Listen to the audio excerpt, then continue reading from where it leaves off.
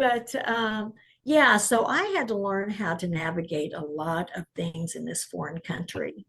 And it wasn't easy, but by the grace of God, he was right there with me the whole time and helped me to navigate it. And like I said, I had a loving mother. She taught me a lot of things about perseverance and resilience.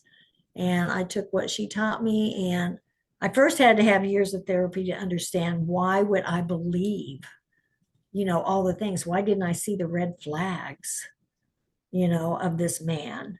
And that's when I realized that my addiction was love. I was a codependent on that.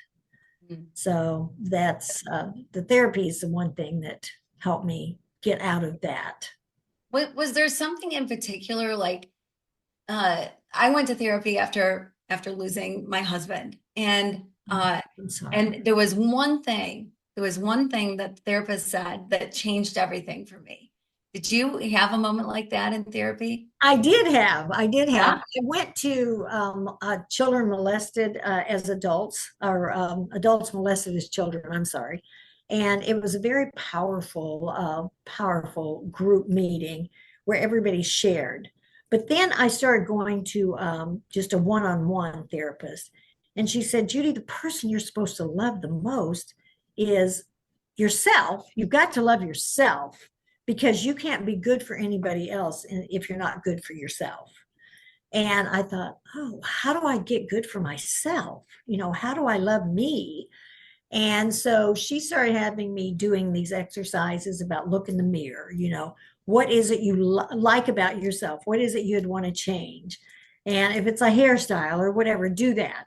So she had me doing these little therapy type things. And I thought, oh, well, I like that hairstyle, or I like that color of lipstick, or because I never paid attention to me. It was always somebody else.